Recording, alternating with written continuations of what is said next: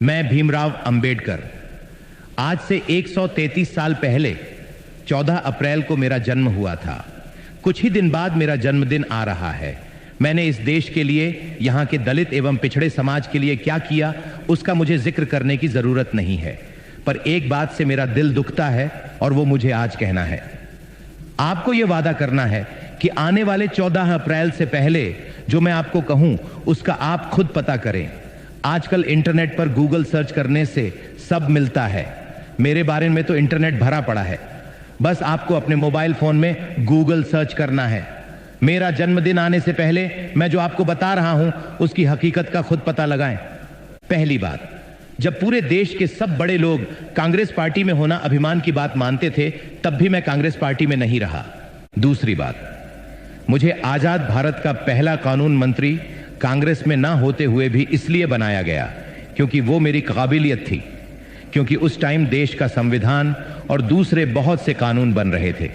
तीसरी बात, कानून मंत्री रहते हुए मुझे कांग्रेस के प्रधानमंत्री नेहरू और बाकी कांग्रेस के सभी लोगों ने हमेशा बेइज्जत किया, और इतना ज्यादा बेइज्जत किया कि आखिर में मुझे 1951 में इस्तीफा देना पड़ा। इस्तीफा देते समय मैंने इस्तीफा लेटर में सब डिटेल में लिखा कि मुझे कैसे कैसे बेइज्जत किया गया। उस लेटर के महत्वपूर्ण बिंदु ये हैं। पहला, मुझे कभी भी कोई महत्वपूर्ण पद कैबिनेट में जानबूझकर नहीं दिया गया और हमेशा साइडलाइन करके बेइज्जत महसूस कराया गया। दूसरा, नेहरू को दलितों की संरक्षण की बिल्कुल चिंता नहीं थी, बल्कि उसको मुसलमानों के संरक्षण में ज्यादा रुचि थी। तीसरा, नेहरू ने देश की विदेश नीति की वॉट लगा रखी थी। एक भी देश भारत के साथ नहीं खड़ा था, और कश्मीर के मुद्दे पर तो उसने और ज्यादा हालत खराब कर दी थी। चौथा, हिंदू कोड कानून भारत में समाज सुधार का एक बहुत बड़ा हथियार था और यह मेरे दिल के बहुत करीब था। इसको नेहरू ने कभी पास नहीं होने दिया। मैंने जितनी कोशिश की, नेहरू और कांग्रेस ने उतना ही ज्यादा रोड़ा अटकाया। इन सब बातों से परेशान और बेइज्जत होकर मुझे अंत में इस्तीफा देना पड़ा। आप इसका पता करो गूगल से। मेरा ओरिजिनल इस्तीफा लेटर कांग्रेस काल में रिकॉर्ड से गायब करवा दिया गया, परंतु आज सोशल मीडिया और इंटरनेट का जमाना है तो कुछ भी छुपाया नहीं जा सकता, इसलिए मेरे इस्तीफा लेटर की कॉपी इंटरनेट पर मिल जाती है। इसके बाद पहली बार देश में लोकसभा के चुनाव 1952 में हुए।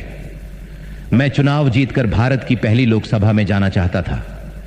मैंने अपनी पार्टी से मुंबई से चुनाव लड़ा। कांग्रेस ने मेरे ही पीए नारायण कजरोलकर को मेरे सामने अपनी टिकट पर खड़ा करके षड्यंत्र करके मुझे 15,000 वोट से हरा दिया और बेइज्जत किया। मैं भारत की पहली लोकसभा में नहीं जा सका। फिर दोबारा पहली लोकसभा में जाने का मौका 1954 में आया, जब महाराष्ट्र के भंडारा में उपचुनाव की घोषणा हुई। मैंने यह चुनाव लड़ा। यहां भी कांग्रेस ने मेरी ही बिरादरी के भाऊराव बोरकर को मेरे सामने खड़ा करके मुझे हराया और बेइज्जत किया।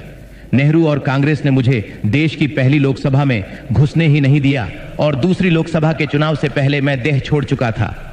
यह बेइज्जती मेरी मृत्यु के साथ ही नहीं रुक गई, ये चलती रही। मृत्यु के बाद भी जब तक कांग्रेस सरकार रही, तब तक मुझे भारत रत्न नहीं मिला। नेहरू ने जिंदा रहते रहते खुद को ही 1955 में भारत रत्न दे दिया। उसकी बेटी इंदिरा, उसके दोहिते राजीव, सबको भारत रत्न दिया गया। यहां तक कि ईसाई धर्म का भारत में प्रचार करने वाली विदेशी मदर टेरेसा को भी भारत रत्न दे दिया गया। बहुत लोगों को भारत रत्न उनके जीवन काल में ही मिल जाता है, पर मुझे मेरी मृत्यु के 30 साल बाद जब वीपी सिंह की गैर कांग्रेसी सरकार आई, तब जाके इसके काबिल समझा। मुझे बड़ा दुख होता है जब मैं ये देखता हूं कि मेरा अपना समाज, जिसके लिए मैंने अपना सब कुछ कुर्बान कर दिया, वो उन लोगों का वोट बैंक बना हुआ है जिन्होंने ना केवल जिंदगी भर बल्कि मरने के बाद भी मुझे इतना बेइज्जत किया। आशा है कि यह जो कुछ मैंने कहा है, इसकी सच्चाई का आप लोग मेरे जन्मदिन 14 अप्रैल से पहले खुद पता लगा लेंगे और मुझे जन्मदिन का यह सच्चा तोहफा देंगे। भारत माता की जय।